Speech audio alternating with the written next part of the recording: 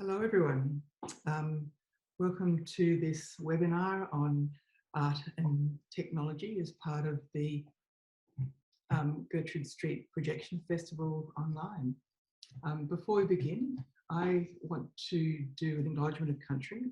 And as I've been teaching online on and off now for 18 months, it's been a really interesting exercise to really locate ourselves in the country that we're standing on, that we're sitting on, even though we are in this sort of suspended virtual ubiquitous space as well. So I'm currently on the country known as, that was governed by the Wurrung people. I'm near the Merry Creek, which was known as Merry Merry, which meant very rocky in Wurrung, the traditional language of this country. We're going to talk a lot more about the intersection of the so-called virtual and the so-called material, I'm sure, over the next hour. But I've found it a really important sort of grounding to name the place that I'm located on. The country was never ceded, and sovereignty was never ceded, and we pay our respects to elders past and present. So welcome to this webinar. I'm delighted to be hosting.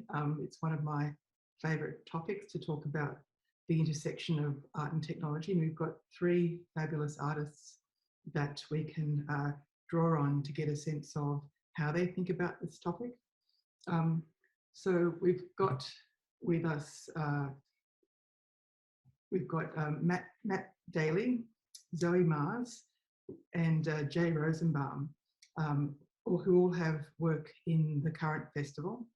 In a moment, I'm going to ask each of you to introduce yourself very briefly, but I'll start with myself. My name is Alison Bennett. I'm an artist and an academic. I'm interested in exploring the potential of digital media in articulating emerging cultural dynamics. And what I mean by that, I hope to have more time to speak to over the next hour and draw out between all four of us. So the Gertrude Street Projection Festival is presented by the Centre for Projection Art, and I'm a member of the Centre for Projection Art's Creative Advisory Committee. So I act as a support person to the staff and to the curators for the festival. So it's been my pleasure to be on the outskirts, cheering along as the festival comes together. So I want to invite each of you to introduce yourselves. I might start with Zoe, and then Matt, and then Jay. Zoe, can you tell us in a couple of sentences how you identify as an artist and what brings you to the festival? Sure, thanks Alison. I'm really excited to be here.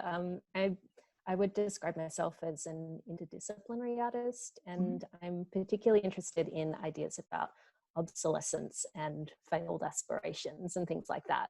And this is the second time I've had an artwork in the Gertrude Street Projection Festival. For the 2017 festival, I collaborated with the musician Geo William to make an artwork about the Trappist planetary system. So this is my second time on the Gertrude Street Projection Festival. Yep.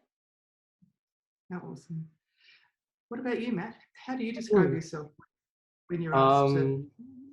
Yeah, I guess I like to create sort of procedural art, visual art programs, and then capture them and document them and create art upon that. And yeah, I've been interested in the Gertrude Festival for a while. And then I was in the 2019 one, and I've been very happy to be back for this year's one. Great, yes, welcome. And Jay, what about you? How do you introduce yourself these days?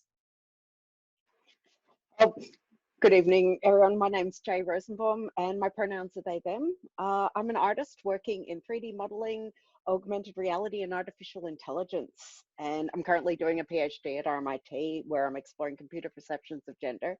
This is my very first time at a Gertrude Street Projection Festival and my very first projection-based work. So I'm really excited. I'm really excited about all the ways that AI-based works and projection can work together. That's really interesting to me. Yes. Now, I should disclose that Jay and I actually have another relationship in that I'm one of Jay's PhD supervisors, yes, which is a complete joy. And that Jay and I are also members of the Queer Tech Artists Collective. So we've collaborated on and off in many ways previously. So I know a lot about Jay's trajectory as an artist. But I'm super keen to find out more about Matt and Zoe. So I wanted to invite each of you to maybe share some images of the work that's part of the festival, and to just make our audience aware of what you're doing and what the concerns are. Again, I'm going to start with Zoe and then go Matt and then Jay. Zoe, do you want to go first in terms of introducing our audience to your work as part of the festival? Yeah, happy to. So I brought some visuals because I know that the documentation of my work installed on site isn't yet up on the website, so probably not many people watching would have seen it yet. So just bear with me while I share my screen, please. I'll just share the whole screen so that I can flick between things. And then there we go. So we can probably all see ourselves on the right here, but that's all right. I'll just start playing this. So this is an excerpt of the work that I made for this year's festival. The work is called New Metro, and it was made for a vertical window that's on street level near the corner of Gertrude Street and Brunswick Street. So you can see it's a view down an escalator tunnel. It might be hard to see on the small screen, but you can see the escalator steps down the bottom there. And the idea is that you're kind of riding this escalator down to a subway platform, but it keeps on going forever and ever and ever and ever, and you never arrive. And in making this work, I was thinking a lot about how long-term urban infrastructure projects, like metro systems, always carry a kind of a set of aspirations and expectations about the future of a city.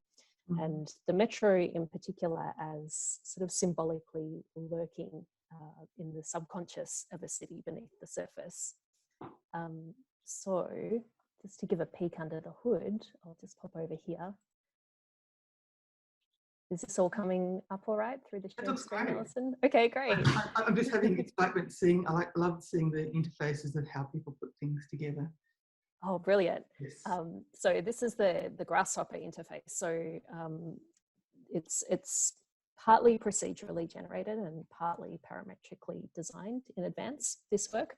So the individual pieces of the tunnel model were created in advance using a combination of Blender and this interface you can see here called Grasshopper, which is a parametric design tool connected to Rhino. And so just to give you an idea, you can see the tunnel here, and this is the tunnel set to maximum height settings. This was created in collaboration with my partner, Matthew, who works in urban design and uses parametric design tools like Grasshopper a lot, just in his everyday work. And can I interrupt you quickly? Yes, of course. Can you explain to the audience what you mean by parametric and procedural? Oh, yeah. So by parametric design, I mean that we're feeding in a kind of set of parameters to the program here.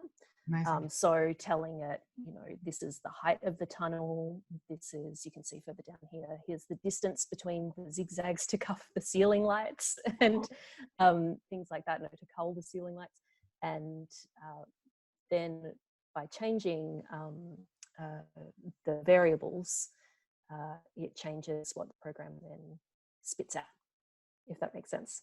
Perfect. So here you can see it's spitting out a tunnel with the height set ridiculously high and then back down to a low height. Here it is with lots of little bits of zigzag. Yes. And then we So what do you mean by procedural? Can you explain that for the oh, audience? procedural, sorry, yes. Maybe jumping to the next part will be better to explain procedural, because at the end of this parametric design bit using Grasshopper, you can see here what's on the screen is an individual chunk of tunnel that was then exported out of Grasshopper using a custom C# script. And there we go, there's a nice finished little chunk of escalator tunnel ready to go into the next kind of part of the factory pipeline, which was using the Unity game engine. So if I go under here, this is where the procedural generation bit comes in. So this is just a view of the Unity interface or part of it. And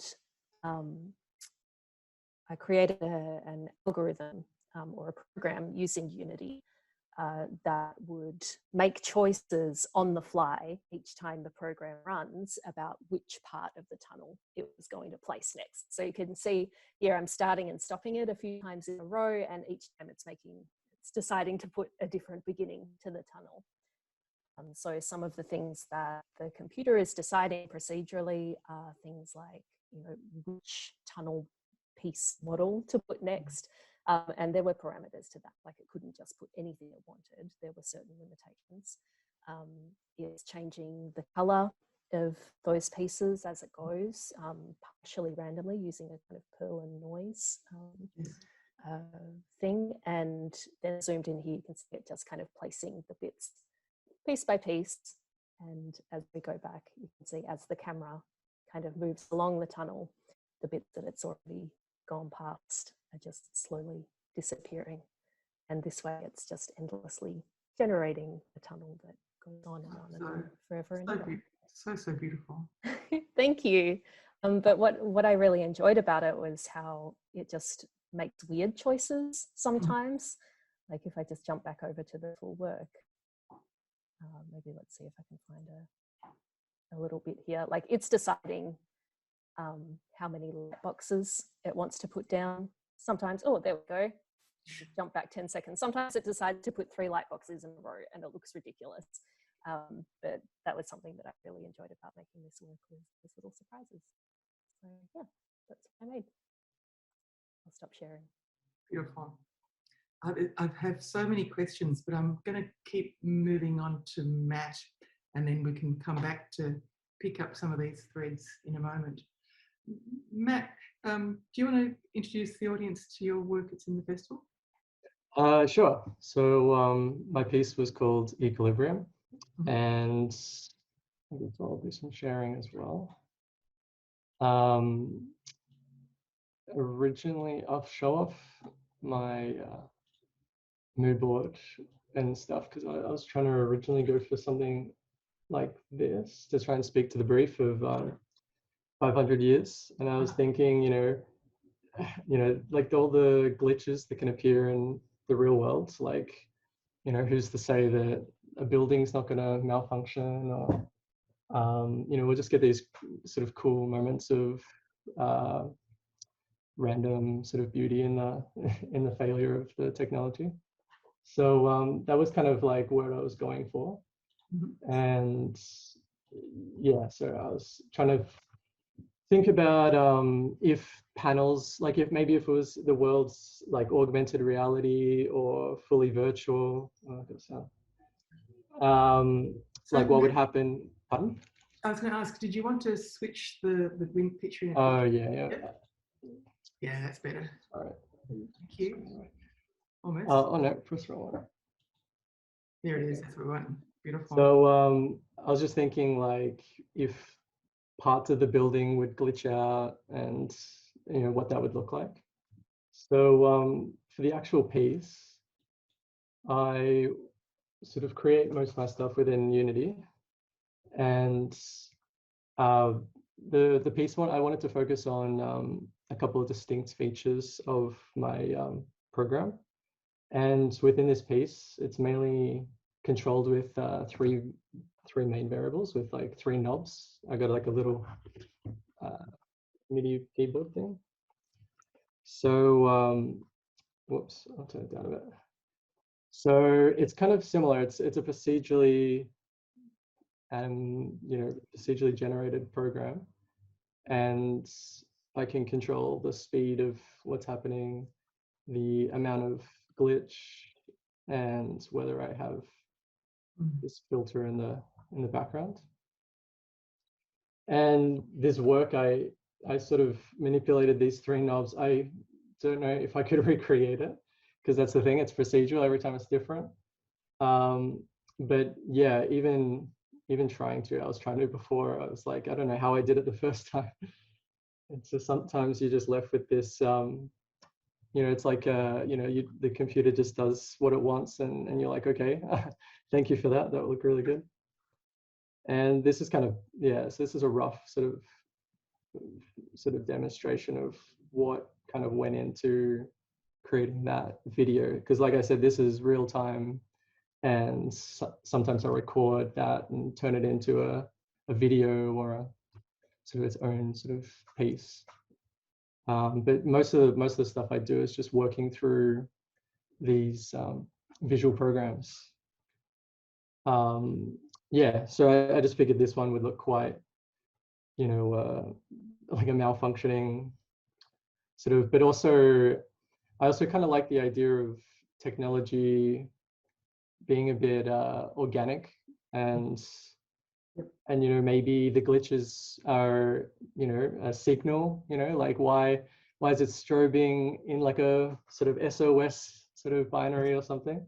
Yes. And yeah, I kind of like that it's not sort of just a normal glitch of something breaking. It's kind of like a bit more like it could be communicating or something like that. I just wanted to take it a bit deeper.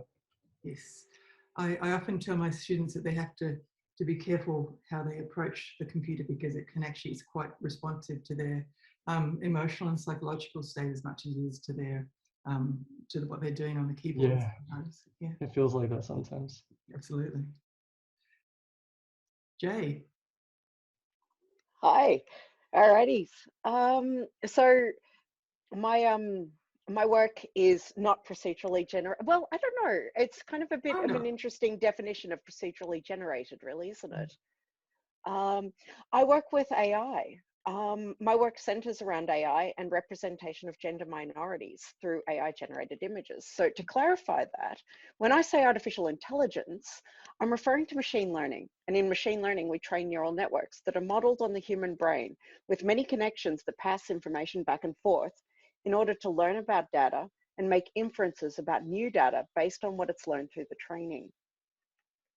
Each section of the chain adds complexity to the knowledge as it's passed through. So each bit gains a bit more complexity, a bit more knowledge as it passes along the chain. The AI systems I usually work with are referred to as generative adversarial networks, or GANs.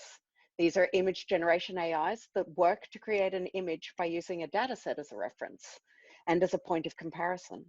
Data sets a collection of images or data used to train a neural network. It could be numbers, it could be text, but the most common one I use is images. So they can be used to train a classification AI or an image generation AI. Some data sets have labels attached to the images, and they tell the neural network what to expect. This is an example of ImageNet, just a very, very tiny section of ImageNet. But ImageNet's a fascinating example because it's actually it's huge, it's massive, but it's got billions of images, but it's actually quite biased. It's not containing as much data as it should. So many AI systems rely on image data sets like ImageNet that underrepresent people of color, people with disabilities, and people of other genders. This bias is one of the key areas of my research and exploration. So I decided to make a sterile 3D rendered data set with no background data at all, which allows the focus to be on the areas I control. There's not a lot of control in machine learning. And I wanted to put that control in by controlling as many of the variables as possible. So just having faces, just having things like this. I wanted to explore the aesthetics of non-binary culture and also historical aesthetics in general, statuary, classical imagery, but with a more inclusive concept of including racial minorities, gender minorities, racial diversity, really getting all of that in there that's not usually seen in these museum imagery. And so artistically, letting me create my data set this way allows me to control those parameters of the visual language as much as possible. I can create the areas of focus and the visual language to share and the aesthetic parameters for the neural network to learn from. The data set's the star of generative works. It's absolutely the key behind all of it. And you can experience amazing chaos with data sets that have been scraped from like Flickr or from Instagram or something like that. But I really wanted to explore this materiality of marble and the aesthetics of non-binary cultures. So I really liked the idea of creating models that are set in stone. They're fixed, appearing in marble. They're hard, they're mobile, and grant them life and breath slowly through the manipulation of the data to make them something other than static marble constructs, but make them something a bit greater. It could be argued, this is the translation here, it could be argued that many people have attitudes towards gender that are set in stone, and this is really a very literal way of interpreting that. I'm a very literal person, but also, by using a machine that learns to create and evolve its creations over time, I'm making a statement about how we have to grow and evolve as well. So the method behind my dataset generation involves 3D modeling and video rendering techniques to create enough images to satisfy machine learning requirements. You have to create thousands of images to create a nice dataset for machine learning to learn from. There's a lot of satisfaction in tying the latest in technology with the depth of historical artwork and the anonymizing sense of marble. There's a desire to create an imagined history for gender minorities who are largely underrepresented in art history, creating an historical context for a modern mode of artistic creation. The results of this data set have eventuated in my work entitled Set in Stone. This work has been presented as a large-scale wallpaper work and as a video, and now it's back in projection form. I've also worked with this data set to test different methods of live debiasing, or disruption training as I call it, a method where I introduce new and different data to the GAN while it's training in an attempt to change the results. The premise of this work is based around the idea that we can change, that our identities, our opinions, and even our computer's inbuilt biases aren't set in stone. The unbiasing of the neural network is clear in the video images where it shows the animation literally changing. But when it's the big conglomerate, the big mosaic, larger than life, it shows how all of these results blended together show that we can't always see how bias and machine bias affect the individual. The initial wallpaper and video work were created using a deep convolutional generative adversarial network. There's a lot of not anagrams, that's the wrong word. But for GSPF, because I wanted this nice fluid animation, I really wanted something smooth, I worked with a progressive growing GAN instead. So I didn't get quite as many funky artifacts and unique faces, but I do get a far smoother animation process through the hundreds of thousands of samples generated during the training of the neural network. And I created a grid of 9 faces for it to work from. So it started with just 9 images that it worked from, and it built on each face and each image. The first few hundred epochs only produce pixels, varying colored pixels that divide like cells to create more and more and more resolution. And through that resolution, the faces start to emerge and they gain resolution and form. And so the animations that I've got on the screen here that you're seeing start at about depth layer 3, which is about 700 epochs into training. In total, there are 5 depth layers at 300 epochs each, resulting in days of training. The masculine image, I started disrupting the all masculine images with feminine images at depth layer 3, around epoch 280. I then disrupted the remaining works at depth layer 4, epoch 124. Now, these may not seem like very specific times. I was waiting for a feeling from the neural network, a sense that the new data had been accepted and absorbed and the new results had settled in. So I really want to show with my work that bias is a problem, but it's also one that can be remedied. We can fix algorithmic bias. But while my results are promising and exciting, it's still a small band-aid to the main problem. So AI at its core will never improve until the people responsible for creating these systems improve. The work I create is centered around gender and sexual minorities and subverting dominant paradigms by selecting key idealized historical aesthetics and shifting them using artificial intelligence. Data should be inclusive of everyone, not just a small part of the story. So I like to take these aesthetics that everyone recognizes and subvert them using modern technology to show the evolution of art, creation, and our understanding of the beautiful diversity of humanity. Thank you. Thank you, Jay. Super important work, and exciting that you're having, I think, quite successful results in terms of retraining AIs. It's quite an exciting possibility. But all of you have put me back in mind of a quote I came across from Seb Chan years ago, where he was proposing that computer code is can be used as a form of conceptual art. A lot of early sort of 1960s, 70s conceptual art was about writing a series of instructions that you followed in order to have the art experience. And in a way, what you're showing us here are these set of instructions that you're engaging in, feeding and collaborating with a machine, as it were. That we can see the process and the instructions are as important as the final outcome.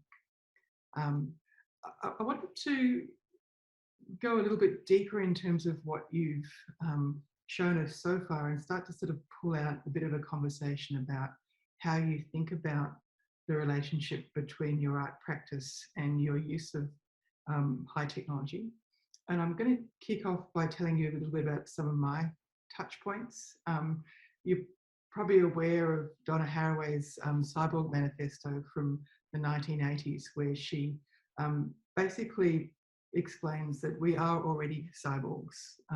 We are not disconnected from our machines and our environment.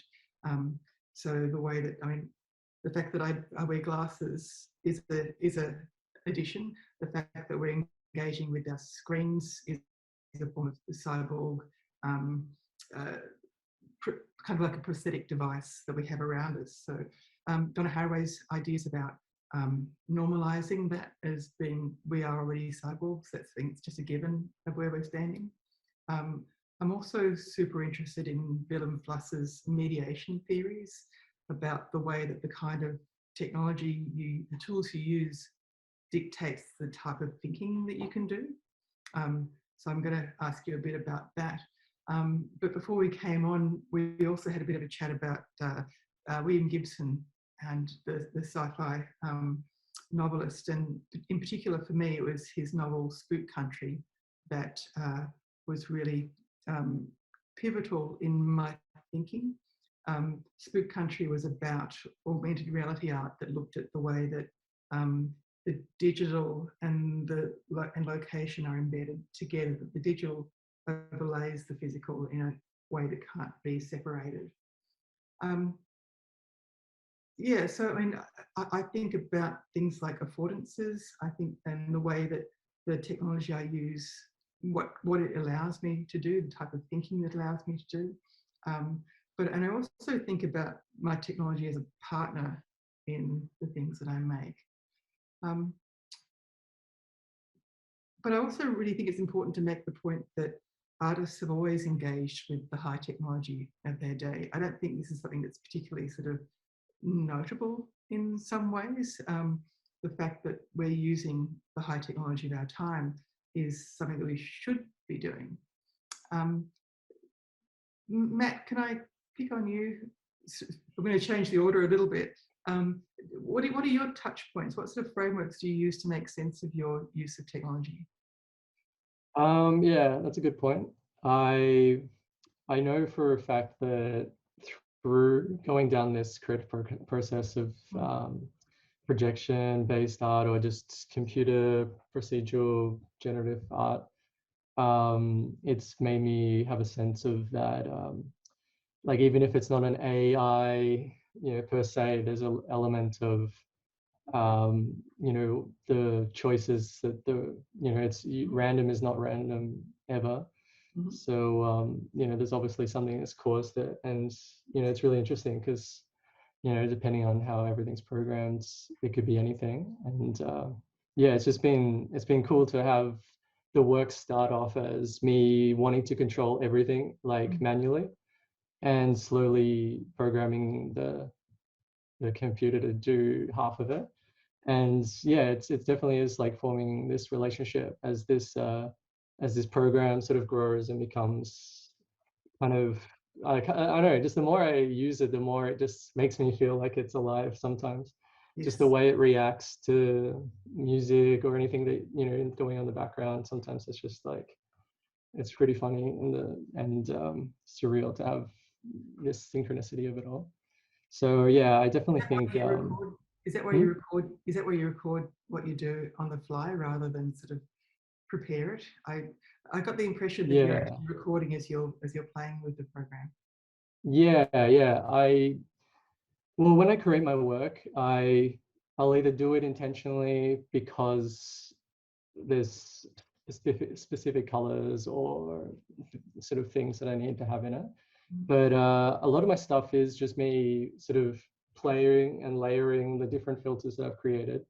And a lot of the time it's like through that process of playing with my program, I discover like combinations that I never would have sort of realized that would connect that way.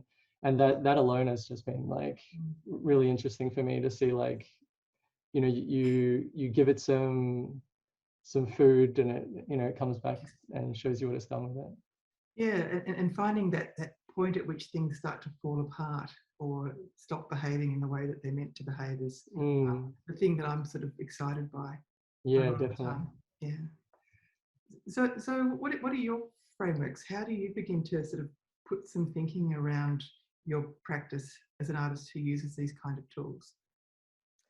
Yeah, I mean, it's interesting because I had never really thought of myself as an artist who works particularly with new media or technology. I just sort of hadn't seen myself in that way, even though, you know, when I think about it, I obviously these topics of obsolescence and disappointment are kind of, you know, hand in hand with technology. So I address it in the work that I make, and how in particular emerging technologies are often really closely connected to certain hopes and visions about possible futures. And then when those technologies become obsolete, those futures kind of go with them. Yes. You know, things like space age computing being connected to modernist utopias, and 90s iterations of virtual reality kind of holding these visions of a certain kind of future that then didn't quite unfold the way we imagined it might have. Yes. But then in terms of technology applied to my actual practice and the way that I use it, you know, I'm kind of platform agnostic, I think, in the work that I make, but site specific as well. Yes. And it was really interesting to, you brought up William Gibson's Spook Country before, which I have here, but have embarrassingly not yet actually read. It's just been sitting on the bookshelf for ages. But that idea of technology as a kind of overlay on place, that's definitely something that I work with a lot. You know, a lot of what I've made in the past has been really driven by some kind of response to place. And so I've been drawn to technology that's offered non-destructive ways to play with and alter perception of place. Things like site-specific projection or location-aware audio, that kind of technology.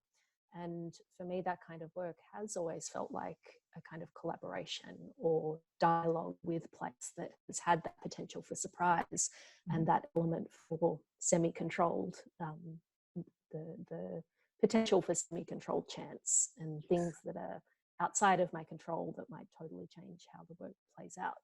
So this new Metro work, even though it's a new technology for me, I've never made anything on Unity before.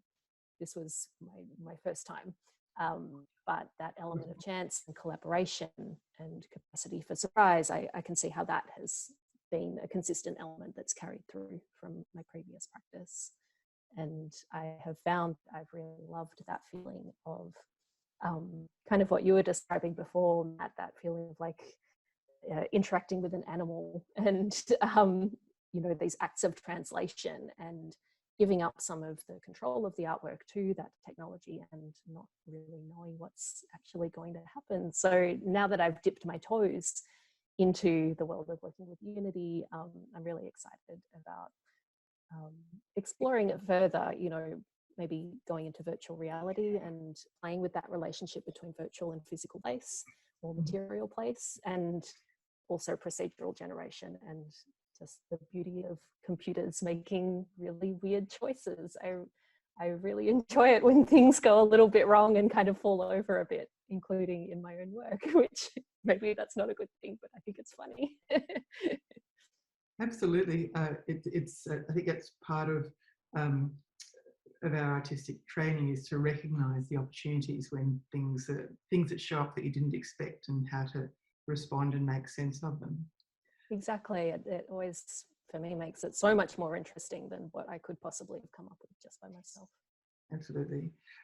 Jay, I think I was actually thinking of you when I was giving the line about approaching the computer as a partner. I've heard you say that before. How did you first start to come to that sort of approach to your technology? I don't see. That's a really interesting question, because I think of my computer as a collaborator. It's something it's absolutely my partner, and I will talk to it as I'm working. I will, no, why are you doing that? No, that's not. Oh, that's interesting. I will. It's absolutely a relationship, and when you're thinking about how I'm literally teaching it how to think and how to perceive, that's even more powerful in a way. There's something there that's deeply cool, and I love it when things go wrong. That's my favorite bit, is when something goes completely wrong in a really interesting way. Yes. I actually, you know, I have a lot of fun with it. Like Matt was saying, it's like play. It's something that I bounce ideas off of it, and ideas come back, and it's this completely fluid situation where I'm working with another artist, and just the ideas are going backwards and forwards. It's delightful, and I know they're all me. You know, it's not literally creating ideas, but the things that it creates it helps me think of new ideas, and that is a collaborative relationship. I love I love my AIs. I have some training right now in the background. You know, they're very precious to me, and I care about all of them dearly. And when a new one comes out, I've got to deep dive into that as well. Yes. And my touchstones, all of the people that I who are working in the same sphere, they're all on Twitter. So I chat to them on a regular basis. I was chatting to one of my favorite artists, Tom White, today about some of the new developments in CLIP and VQ-GAN and the data set behind it all. And that was really interesting. Being able to talk real time with researchers and artists is amazing. Yes. It was actually several years ago now. I was sitting in a Gertrude Street Projection Festival symposium, and one of the artists, Pierre Prostik, I've forgotten his surname precisely, but he started talking about William Gibson. And I had sent a tweet to William Gibson earlier that day, and so I checked my phone, and William Gibson had retweeted me. So that was a nice little circle moment for me as well. So yes, the part of what's joyous about this particular area of practice is the generosity and interestedness and the enthusiasm of everyone who's connected with it. I had a really interesting conversation. I'm going to put this to each of you. I had an interesting conversation with Claudia Hart a few months ago, where she made the distinction between the way that engineers and designers approach these tools and the way that we as artists have kind of redeployed these tools as part of an artistic practice, and the way that as artists we have, you call it a studio practice or a creative practice, that we approach and think about these tools in slightly different ways. Jay, I might put that to you first because you've got your feet in a couple of different areas. When you come to defining what you're doing as an artistic practice, how do you articulate the difference between what you do as an artist and how a designer might think about these platforms? I was reading something really interesting the other day, which actually articulated it beautifully. And let's see if I can remember it. The design is about it being functional, about it being doable, about the user experience, about everything. And artists have to consider the user experience as well, but you actually don't consider it in the same way as a designer at all. Because, I mean, for a designer, obviously, ease of use, accessibility, and yes, we should be considering that as well, obviously. But artists maybe make the boxes or the usability might be unusual, or something that you don't necessarily see. There's no homogeneity. Whereas in design, often you do see, for very practical purposes, you see a homogeneity of design, and you see a rationale behind the design. In art, we have a bit more freedom to kind of go, ha ha ha, there you go. What about you, Zoe? Given your training as an artist, do you think about what you do as kind of a practice, and how do you position a tool such as the ones that you used within an artistic practice context? Yeah, I mean, my arts practice is something that I'm always just making up as I go along and just stumbling my way through. But it's when I try and think about it in comparison to disciplines like engineering or design, I think for me it's very personal, of course, in a way that maybe engineering or professional design might not be. Not that there aren't biases built into those as well, but I think of my art as very much a reflection of me and my kind of own preoccupations. But it's also not functional in the way that a piece of design work or a piece of engineering might need to be. And so I kind of feel much more comfortable letting the things that I make as art sit as questions rather than solutions or answers, and having space in them for other people and contexts and places to be part of them, and kind of work as more of a conversation where the meaning is kind of somewhere outside of me and outside of the artwork rather than embedded in it.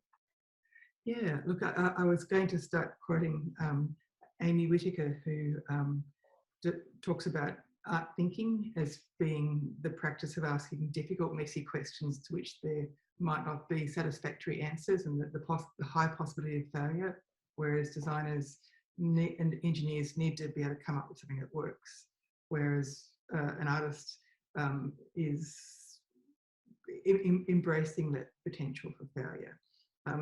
Matt, I was thinking in particular in relation to glitch practice, and I love some of the early theorizing around glitch practice, where the idea is that by breaking it, you actually get to see the architecture underlying the tool and the way that it plays out. So much of digital media is this sort of perfect looking, shiny surface that is actually held together by bits of gaffer tape and odd bits and pieces in the background. How do you think about your artistic practice and how would you articulate it as being different from what an engineer or designer might do with these tools? Yeah, I think every project, I definitely consider that. Like, do I want to come at it from a form over function or function over form? And I do appreciate doing both. I think I like to exercise something that's very like a utility that's designed nicely, or a way to make something functional whilst also being beautiful. But then I think when I focus on the creation being an art piece rather than a design or a brief or something, yeah, it's like the form over function for sure. And yeah, if it doesn't work, like that can be beautiful. And yeah, like the end goal is just when it looks good, and that's really all that matters. And you just tweak it. And I think that a level of chaos is something that is a bit better for me, where it's just this chaotic swirl of inputs, and then you just go, okay, that's it. Like that's the one. And sometimes that can be tricky too, because you come up with a few different options, and when to, like, knowing when to say no and to stop the process is, I guess, like where your artistic filter comes in. But yeah, I do really appreciate working within Unity in this medium, because it does allow me to have that sort of logical, rational, sort of goal-oriented thinking, and then just be creative and free at the same time. I want to, you all mentioned Unity, I think, at some point. And I think it's a really interesting tool, because it is quite sort of imposing in the way it forces you to think and practice. And yet you're all coming up with getting it to do quite different things. It reminds me again of that point I made earlier about Willem Flusser and his point about the tools you use dictate the type of thinking that is possible. I'm envious of your having time to invest in getting to know Unity. Could you speak a little bit more, each of you, about, I mean, Zoe, Matt in particular, a tool like Unity, how does it push you, how does it shape, and how does it constrain what you do?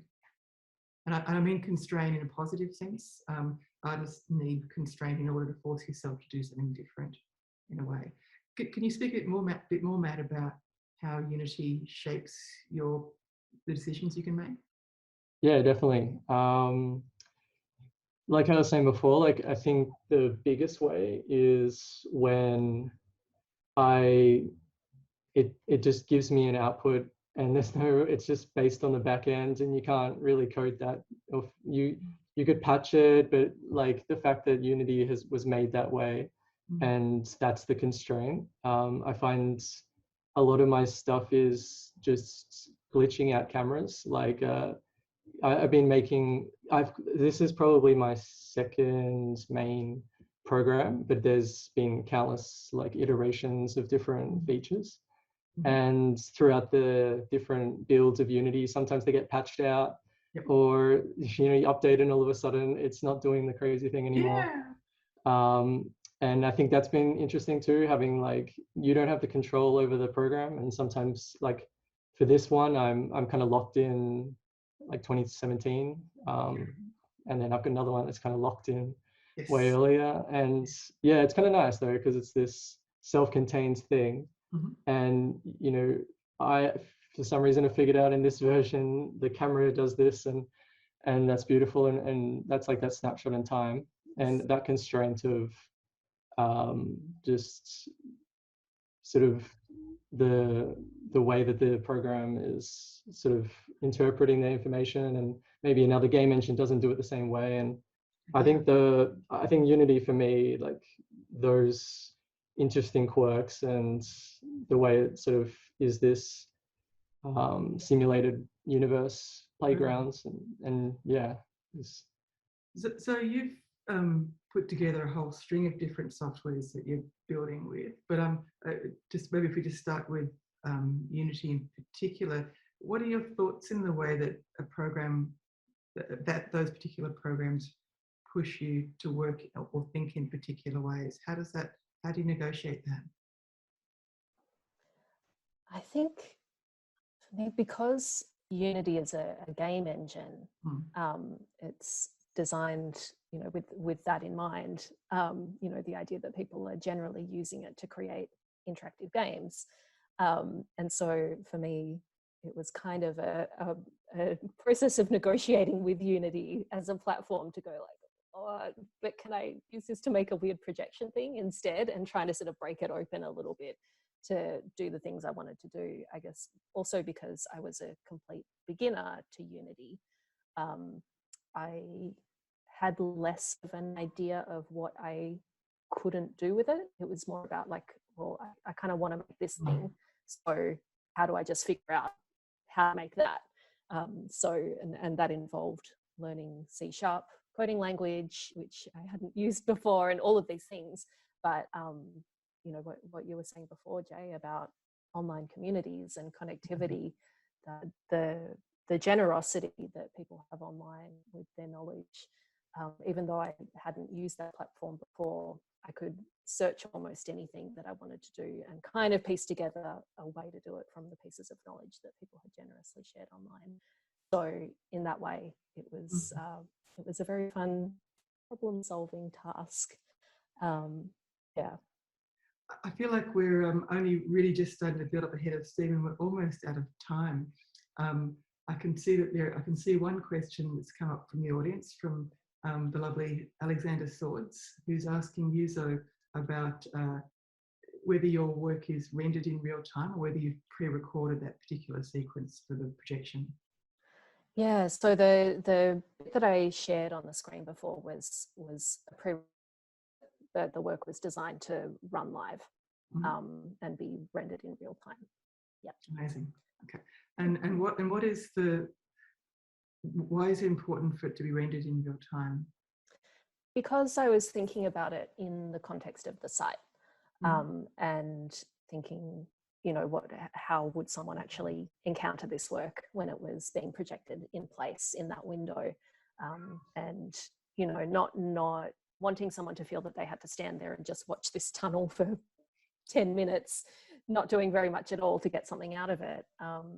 Instead, this idea that someone might walk past at the beginning of the night and then walk past later in the evening, a few hours later, and notice that it had changed slowly over the course of the evening.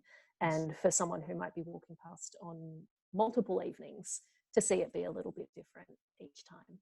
So that was the idea behind that. Beautiful. It does give us a sense of sort of emergence and becoming that's constantly becoming in real time. It's a constant process rather than sort of a pre-recording.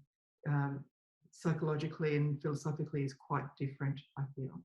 I mean, I've worked in both ways myself, but I do notice the difference. I wanted to check if there's any other questions from the audience. We're almost out of time. What about questions for each other? I've been controlling the conversation. What kind of questions have you got for each other this time? Jay, what's on your mind? What questions do you have?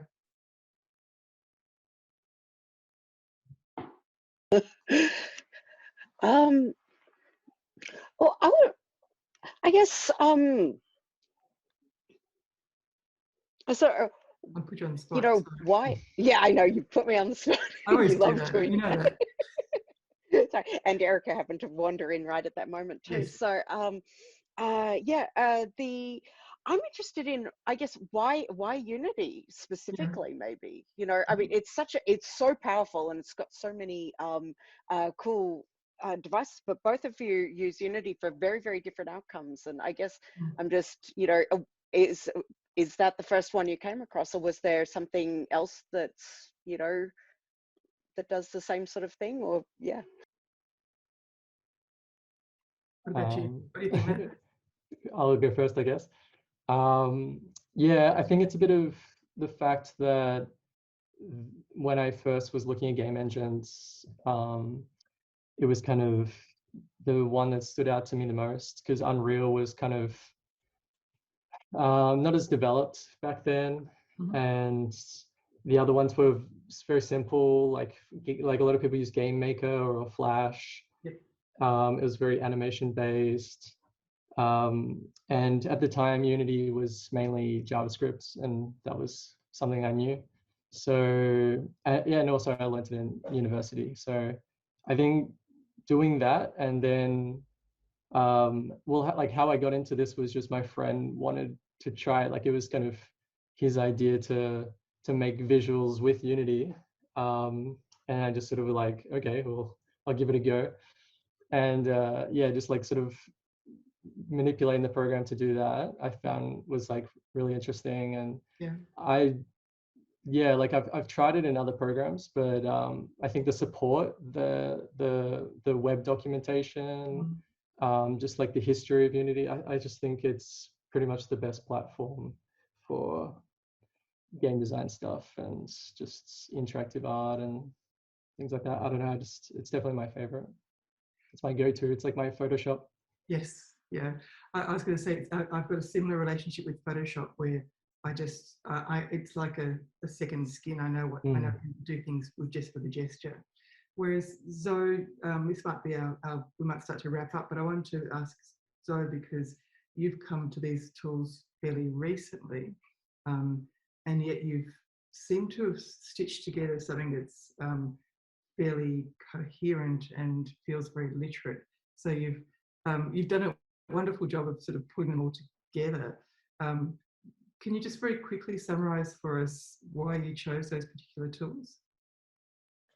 Yeah, I mean, Grasshopper was because my partner was already super familiar with Grasshopper, so that was easy. And then Unity, like Matt said, the documentation made it really non-intimidating for me as a beginner. I felt comfortable kind of dipping my toes into it and just seeing what I could do with it. There was so many, YouTube videos and things like that that made me feel confident that I could use it to make what I wanted to make. But also my kind of first ever like introduction to Unity as a concept was actually when I encountered the work Ixion Gate at the NGV by Jess Johnson and Simon Ward, and it completely blew my mind wide open. It was the first VR work I'd ever seen, and just the information panel about it listed Unity game engine as one of the materials that had been used to make it. So I was like, excellent, that's what I need, fabulous. So off I went, and it lodged in my mind, and I came back to it later on when I wanted to make something like that. I want to check in with our behind the scenes people, but if there's any other questions. The main question I've got here is about the accessibility of tools, whether it's difficult or easy. Jay, I remember you once saying that that if you had have understood how difficult AI was, you might not have committed to it quite so quickly. What are your thoughts about accessibility? I think that it's becoming a lot more accessible than it was in the early days. There are so many tools where you can just jump right in and start creating in your browser even, and that's amazing for everybody, as artistic tools. So I'm very excited about that. But also, I don't know, there's something so thrilling about just jumping into the deep end and you don't know what's going to happen. It's anxiety inducing. It's maybe a little, crazy inducing, but my gosh, is it wonderful when it all works, when it all comes together. That's a moment. I know. That's huge. Yes. And the other side of the accessibility conversation is the way that people with different levels of access can be involved with particular tools. I as much as I am heartbroken that the festival has not actually been able to manifest itself in the location of Gertrude Street, I think it's interesting watching how the festival has negotiated the particular constraints that we're in.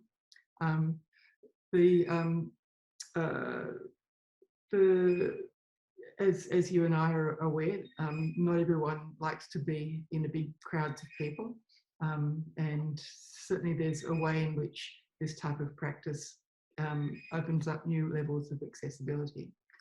I'm aware of the time. We're past 7 o'clock, which is our Cinderella hour, as it were. So just want to quickly start to wrap up. One of the things that I do miss about these online panels is not being able to go to the pub afterwards and have a bit of continue the conversation, as it were. But I want to thank each of you for your generosity. It's a joy for me to talk to you and to learn more about what you do.